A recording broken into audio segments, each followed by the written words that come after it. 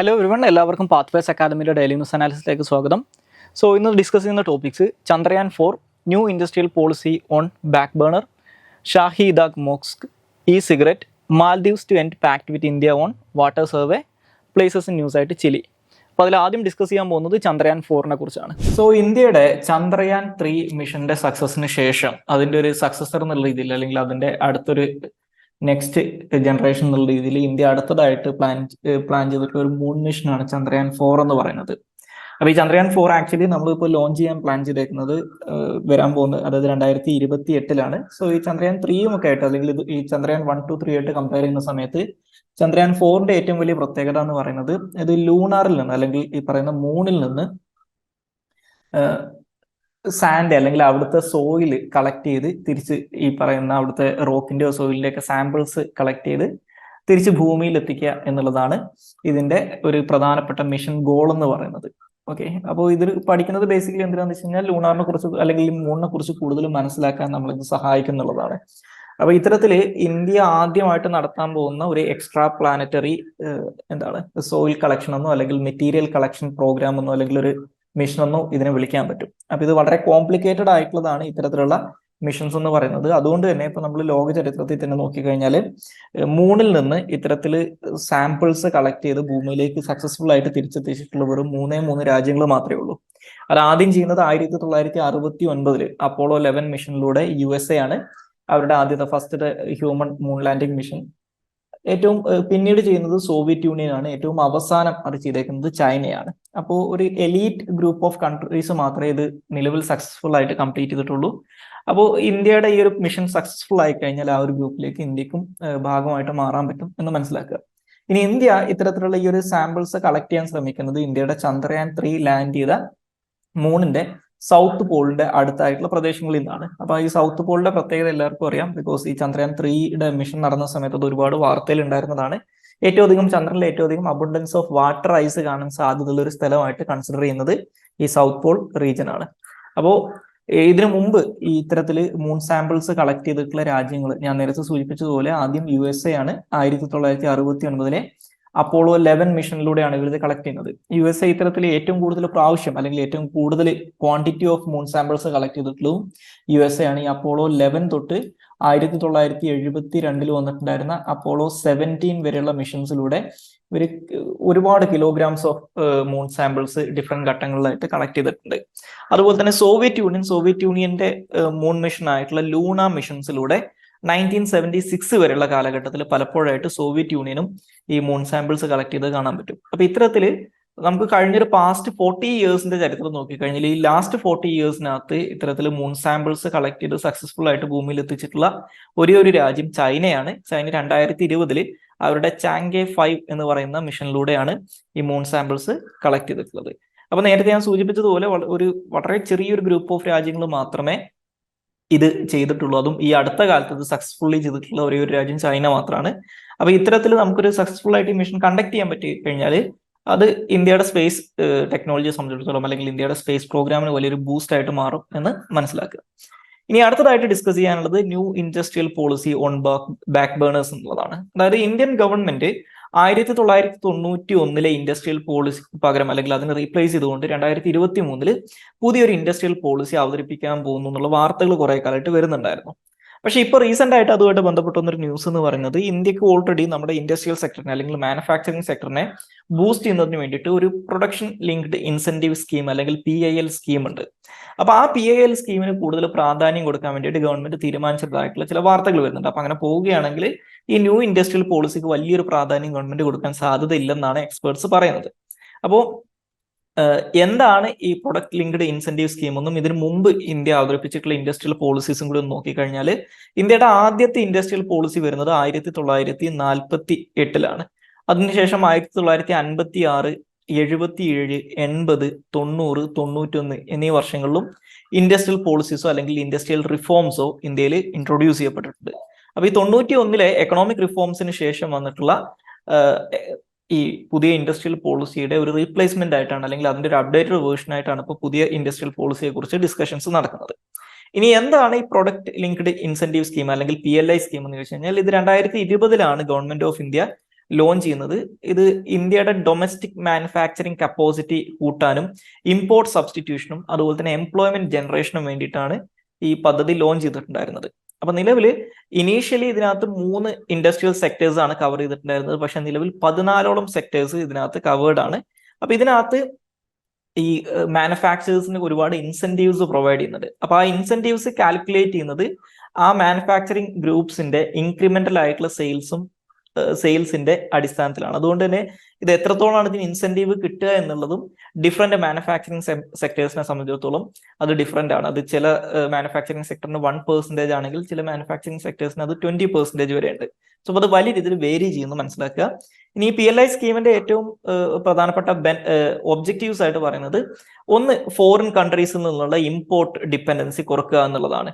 2 import bill അതുവഴി reduce ചെയ്യുക, domestic മാനുഫാക്ചറിങ്ങിനെ boost ചെയ്യുക അല്ലെങ്കിൽ ഇംപ്രൂവ് ചെയ്യുക അല്ലെങ്കിൽ പ്രൊമോട്ട് ചെയ്യുക, ഇന്ത്യയിൽ കൂടുതൽ എംപ്ലോയ്മെന്റ് ജനറേറ്റ് ചെയ്യുക, അതായത് ലേബർ ഇന്റൻസീവ് ആയിട്ടുള്ള സെക്ടേഴ്സിനെ കൂടുതൽ സപ്പോർട്ട് ചെയ്തുകൊണ്ട് കൂടുതൽ എംപ്ലോയ്മെന്റ് ജനറേറ്റ് ചെയ്യുക. അപ്പൊ അതിനകത്ത് മനസ്സിലാക്കേണ്ട മറ്റൊരു കേസ്, ഇന്ത്യൻ എക്കണോമിക്കകത്ത് ഏറ്റവും അധികം കോൺട്രിബ്യൂട്ട് ചെയ്യുന്ന സെക്ടർ സർവീസ് സെക്ടറാണ്. പക്ഷേ ഏറ്റവും അധികം കൂടുതൽ ആളുകൾക്ക് ജോലി കൊടുക്കാൻ കേപ്പബിൾ ആയിട്ടുള്ള സെക്ടർ ഇൻഡസ്ട്രിയൽ സെക്ടറാണ്. കാരണം ഇൻഡസ്ട്രിയൽ സെക്ടറിനെ ഡെവലപ്പ് ചെയ്യുന്ന സമയത്ത് അതിന്റെ കൂടുതലുള്ള സപ്ലൈ ചെയിൻസും കൂടി ഡെവലപ്പ് ചെയ്യാൻ പറ്റുന്നതുകൊണ്ട് തന്നെ നമുക്ക് ഇൻഡയറക്റ്റ് ആയിട്ടുള്ള ഒരുപാട് ജോലികൾ ആൾക്കാർക്ക് ഈ സെക്ടറുമായിട്ട് ബന്ധപ്പെട്ട് കിട്ടും എന്നുള്ളൊരു ബെനിഫിറ്റ് ഉണ്ട്. അപ്പൊ ഇതാണ് ഈ PLI സ്കീമിനെ കുറിച്ച് പറയാനുള്ളത്. ഇത് നമ്മൾ ഓൾറെഡി ഇതിനു മുമ്പ് സ്മാർട്ട് ഫോൺസ് ഒക്കെ ആയിട്ട് ബന്ധപ്പെട്ടിട്ടുള്ള കാര്യത്തിൽ ഈ PLI സ്കീം ഇതിനു മുമ്പും ഡിസ്കസ് ചെയ്തിട്ടുള്ളതാണ്. ഇനി അടുത്തതായിട്ട് ഡിസ്കസ് ചെയ്യാനുള്ളത് ഷാഹി ഇദാഖ് മോസ്ക് ആണ്. പക്ഷേ ഈ ഷാഹി ഇദാഖ് മോസ്ക് എന്ന് പറയുന്നത് ഉത്തർപ്രദേശിലെ മധുര ടെമ്പിളിന്റെ അടുത്തായിട്ട് മധുരയിൽ ലൊക്കേറ്റ് ചെയ്തിട്ടുള്ള ഒരു മുസ്ലിം മോസ്ക് ആണ്. അപ്പൊ ഈ മോസ്ക്, ഈ മധുര എന്ന് പറയുന്നത് ഹിന്ദു ലോർഡായിട്ടുള്ള കൃഷ്ണയുടെ ബർത്ത് പ്ലേസ് ആയിട്ട് കണക്കാക്കുന്ന ഒരു പ്രദേശമാണ്. അപ്പോൾ അവിടെയുള്ള മധുര ടെമ്പിളിനെ തകർത്തുകൊണ്ട് ഔറംഗസേബിന്റെ സമയത്ത് കൺസ്ട്രക്ട് ചെയ്താണെന്നുള്ളൊരു പരാതി ഇപ്പോ റീസെന്റ് അലഹാബാദ് ഹൈക്കോർട്ടിൽ വന്നിട്ടുണ്ടായിരുന്നു. അപ്പൊ അതിന്റെ അടിസ്ഥാനത്തിൽ ഈ ഷാഫി ഇദാഖി മോസ്കിനകത്ത് സർവേ കണ്ടക്ട് ചെയ്യാൻ വേണ്ടിയിട്ട് അലഹാബാദ് ഹൈക്കോർട്ട് ഉത്തരവിട്ടിട്ടുണ്ട്. അപ്പൊ ആ ഒരു കോണ്ടെക്സ്റ്റാണ് നമ്മൾ ഇതിനെക്കുറിച്ച് ഡിസ്കസ് ചെയ്യുന്നത്. അപ്പൊ ഈ ഒരു മോസ്കിനെ കുറിച്ചും ഈ പറയുന്ന ടെമ്പിളിനെ കുറിച്ചും മനസ്സിലാക്കുന്നതിനെക്കാട്ടിലും ഇമ്പോർട്ടന്റ് ആയിട്ട് ഇതുമായിട്ട് ബന്ധപ്പെട്ട ഏറ്റവും വലിയ കോൺട്രവേഴ്സി ആയിട്ട് മാറുന്നത്, ഇപ്പൊ ഈ ഷാഫി ഇദാഖി മോസ്ക് ആണെങ്കിലും ഇതിനു മുമ്പ് ഇപ്പോൾ കാശി വിശ്വനാഥ് ടെമ്പിളിന്റെ അടുത്തുള്ള ഗ്യാൻവാപ്പി മോസ്കിന്റെ കേസിലാണെങ്കിലും സിമിലർ ആയിട്ടുള്ള ഒരു കോർട്ട് ഓർഡറിന്റെ അടിസ്ഥാനത്തിൽ അവിടെയും സർവേ നടത്തിയിട്ടുണ്ടായിരുന്നു. അപ്പൊ ഈ 2 കോണ്ടെക്സ്റ്റിലും നമ്മൾ അറിഞ്ഞിരിക്കേണ്ടത് എന്തുകൊണ്ട് ഇത് കോൺട്രവേഴ്ഷ്യൽ ആവുന്നതിന്റെ ഒരു റീസൺ എന്ന് പറയുന്നത്, ഇന്ത്യയിൽ 1991 ഇന്ത്യൻ പാർലമെന്റ് പാസ്സാക്കിയിട്ടുള്ള ഒരു പ്ലേസസ് ഓഫ് വേർഷിപ്പ് ആക്ട് ഉണ്ട്. ആ പ്ലേസസ് ഓഫ് വേർഷിപ്പ് ആക്ടിന്റെ ഒരു വയലേഷൻ ആണ് ഈ കോർട്ട് ഓർഡർ എന്നുള്ള രീതിയിലുള്ള ഒരു പരാതി ഇപ്പോൾ രംഗത്ത് വരുന്നുണ്ട്. അല്ലെങ്കിൽ അതുകൊണ്ടാണ് ഇത് പലപ്പോഴും ഇത്തരത്തിലുള്ള കാര്യങ്ങൾ കോൺട്രവേഴ്ഷ്യൽ ആകുന്നതെന്ന് മനസ്സിലാക്കുക. അപ്പൊ എന്താണ് ഈ പ്ലേസസ് ഓഫ് വേർഷിപ്പ് ആക്ട് എന്നുള്ളത് മനസ്സിലാക്കുന്നതും വളരെ ഇമ്പോർട്ടന്റ് ആണ്. സോ ഈ പ്ലേസസ് ഓഫ് വേർഷിപ്പ് ആക്ട് 1991 അതായത് ഇന്ത്യയിൽ ഈ ബാബരി മസ്ജിദ് രാം ജന്മഭൂമി തർക്കവുമായിട്ട് ബന്ധപ്പെട്ടിട്ടുള്ള പ്രശ്നങ്ങൾ വളരെ കോൺട്രവേഴ്ഷ്യൽ ആയിട്ട് നിൽക്കുന്ന ഒരു സമയത്ത് ഇന്ത്യൻ പാർലമെന്റ് പാസ്സാക്കിയിട്ടുള്ള ഒരു നിയമമാണിത്.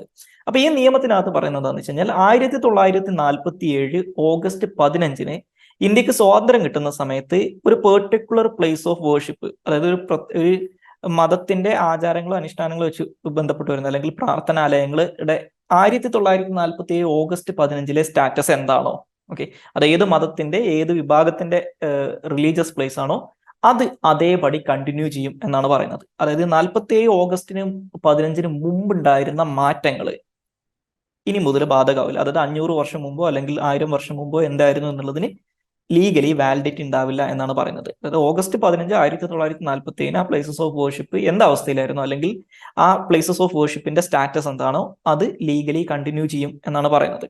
അപ്പൊ ഇതുമായിട്ട് ബന്ധപ്പെട്ട് ഇത്തരത്തിൽ 47 ഓഗസ്റ്റ് 15 മുമ്പത്തെ ഈ ഒരു പ്ലേസ് ഓഫ് വേർഷിപ്പിന്റെ സ്റ്റാറ്റസുമായിട്ട് ബന്ധപ്പെട്ട് ഏതെങ്കിലും കേസുകൾ കോടതികളിൽ നിലവിലുണ്ടെങ്കിൽ ആ കേസുകളും ഇതോടുകൂടി ഇല്ലാതാവും എന്ന് പറയുന്നുണ്ട്.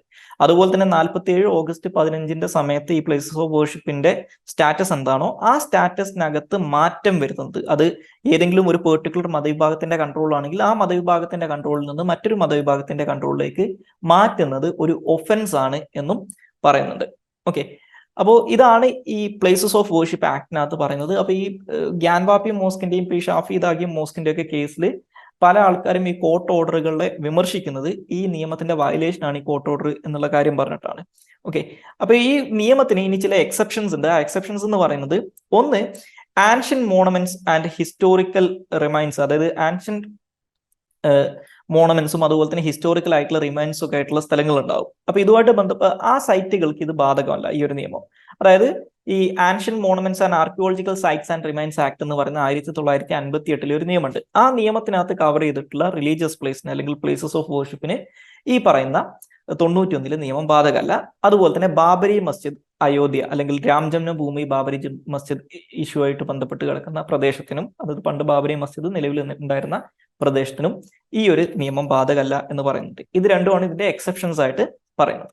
ഇനി അടുത്തതായിട്ട് ഡിസ്കസ് ചെയ്യാനുള്ളത് ഈ സിഗരറ്റുകളെ കുറിച്ചാണ്. സോ ഈ സിഗരറ്റുകൾ എന്ന് പറയുന്നത് ബേസിക്കലി ഒരു ബാറ്ററി പവേർഡ് ആയിട്ടുള്ള ഒരു ഡിവൈസ് ആണ്. ബേസിക്കലി നമുക്ക് ആൾക്കാർ പുക വലിക്കാൻ വേണ്ടിയിട്ട് ആൾക്കാർ ഉപയോഗിക്കുന്ന ഒരു ഇലക്ട്രോണിക് ഡിവൈസ് ആണ് ഇതെന്ന് മനസ്സിലാക്കുക. ഇതൊരു ബാറ്ററി പവേർഡ് ആയിട്ടുള്ള ഡിവൈസ് ആണ്.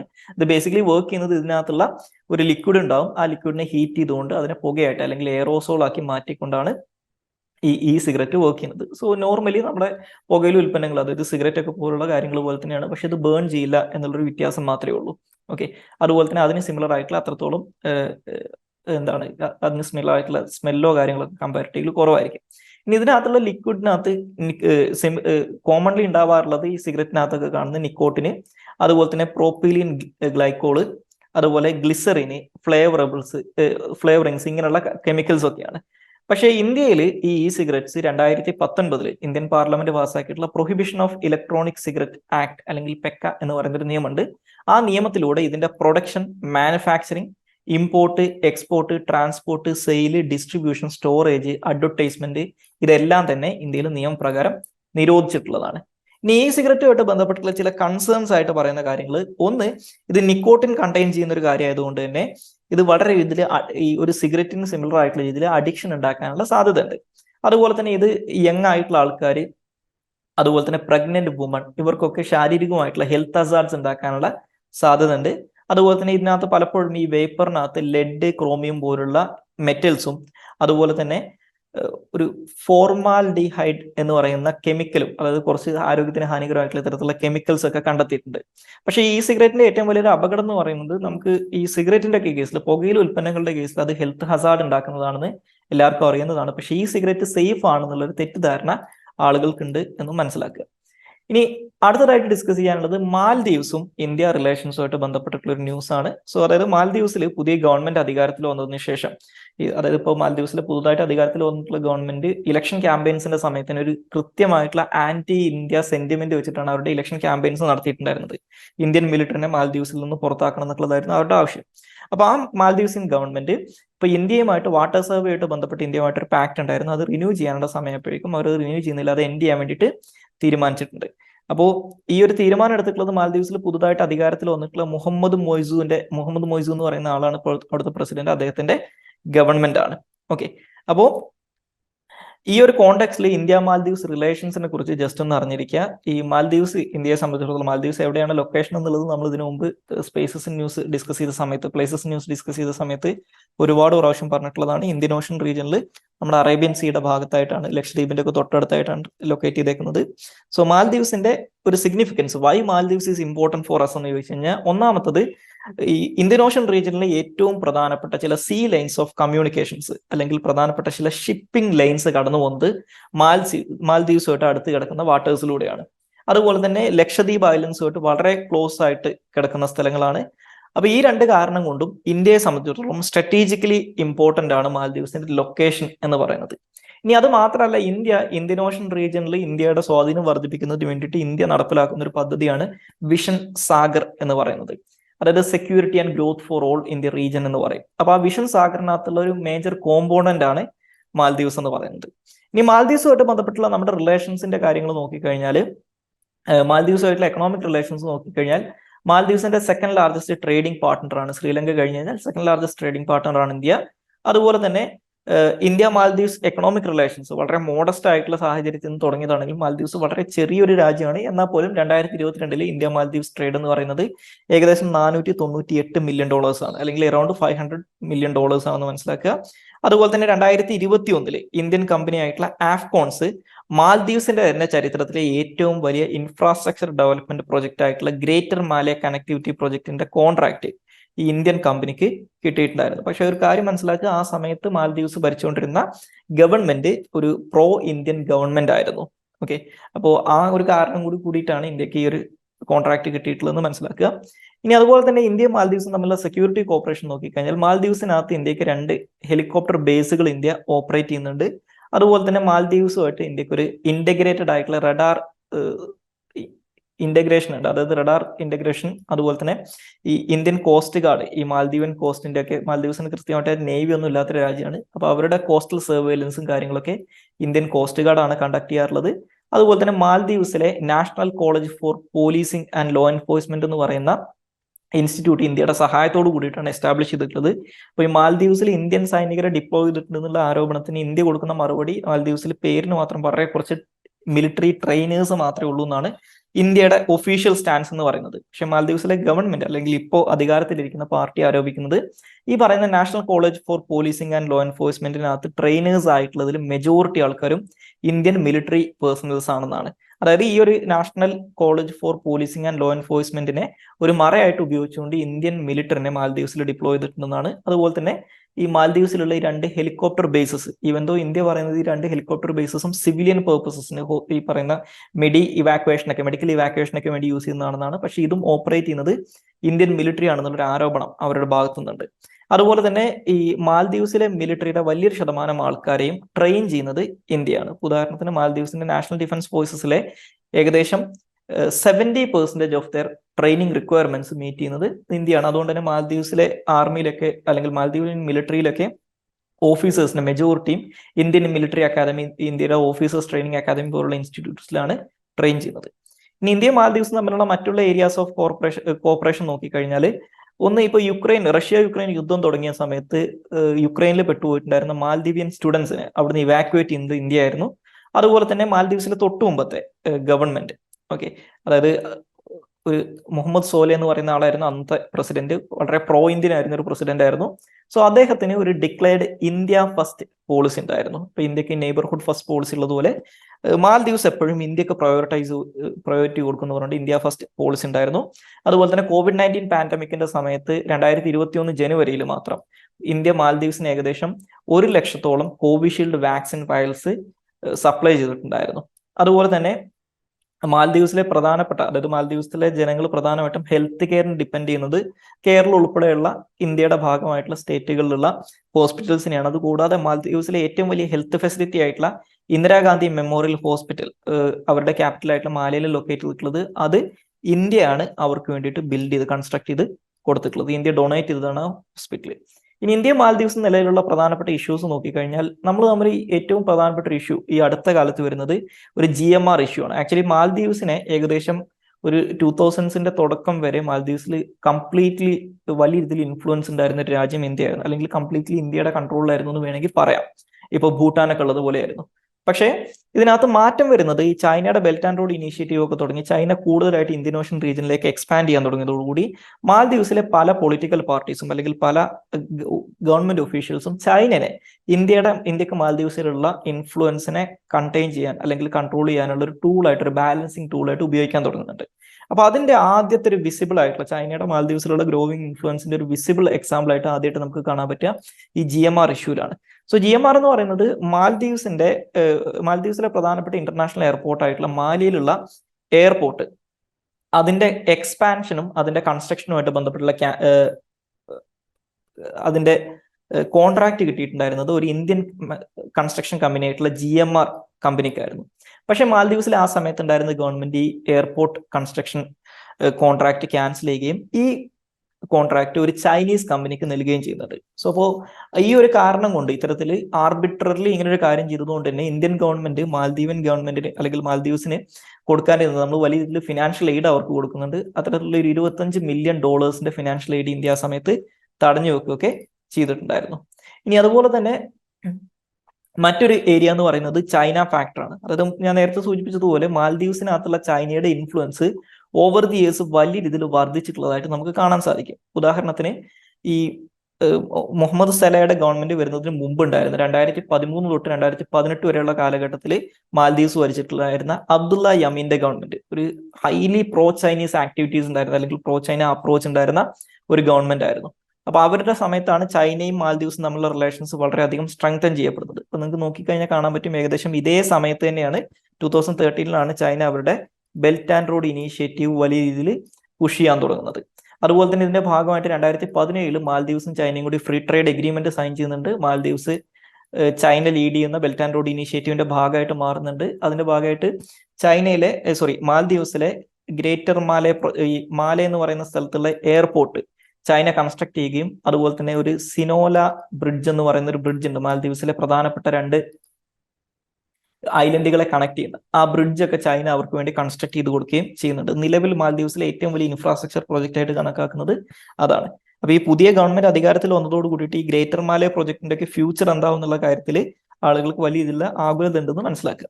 ഇനി അടുത്തതായിട്ട് ഡിസ്കസ് ചെയ്യാനുള്ളത് പ്ലേസസ് ന്യൂസ് ആണ്. അത് ചിലിയാണ്. ചിലി എന്ന് പറയുന്നത് സൗത്ത് അമേരിക്കയിൽ ലൊക്കേറ്റ് ചെയ്തിട്ടുള്ള ഒരു രാജ്യമാണ്. അപ്പൊ ഈ ചിലിയുടെ ഒരു പ്രത്യേകത എന്ന് പറയുന്നത് ലോകത്തില് ഒരു മെയിൻലാൻഡ് ലൊക്കേറ്റ് ചെയ്തിട്ടുള്ള, അതായത് ഐലൻഡ് അല്ലാത്ത ഏതെങ്കിലും ഒരു കോണ്ടിനെന്റിന്റെ ഭാഗമായിട്ടുള്ള സദേൺ മോസ്റ്റ് കൺട്രി ആയിട്ട് കണക്കാക്കുന്നത് ചിലിയാണ്. നിങ്ങൾക്ക് ഈ ഫോട്ടോയിൽ കാണാൻ പറ്റുന്നത് പോലെ തന്നെ വളരെ നീണ്ടു കിടക്കുന്ന ഈ പറയുന്ന വിഡ്ത്ത് വളരെ കുറവുള്ള നീണ്ടു കിടക്കുന്ന ഒരു രാജ്യമാണ്. ഒരു നാരോ കോസ്റ്റൽ ഏരിയ ആണിത്. ഈ സദേൺ കോൺ കൺട്രി എന്നാണ് ഇവർ വിളിക്കാറുള്ളത്. കാരണം ഈ ഒരു ഏരിയനെ, സൗത്ത് അമേരിക്കയുടെ ഈ ഒരു ഏരിയനെയാണ് സദേൺ കോൺ എന്ന് വിളിക്കാറുള്ളത്. അതുപോലെ തന്നെ ഇത് ലൊക്കേറ്റ് ചെയ്തേക്കുന്നത് ഈ അർജന്റീനയുടെയും അതുപോലെ തന്നെ ചിലിയുടെയും ഇടയിലൂടെ കടന്നു പോകുന്ന ആൻഡീസ് മൗണ്ടൻസിന്റെ വെസ്റ്റേൺ സൈഡിലായിട്ടാണ് ചിലി ലൊക്കേറ്റ് ചെയ്യുന്നത്. അതുപോലെ തന്നെ ചിലിയിലാണ് ലോകത്തിൽ ഈ പോളാർ റീജിയൻസ് കഴിഞ്ഞു കഴിഞ്ഞാൽ ഏറ്റവും ഡ്രൈയസ്റ്റ് ആയിട്ടുള്ള ഡെസേർട്ട് ആയിട്ട് കണക്കാക്കുന്ന അറ്റക്കാമ ഡെസേർട്ട് സ്ഥിതി ചെയ്യുന്നതും. സോ ഇത്രയും കാര്യങ്ങളാണ് ഇന്നത്തെ ഡെയിലി ന്യൂസ് അനാലിസിനകത്ത് ഡിസ്കസ് ചെയ്യാനുള്ളത്. Thank you all.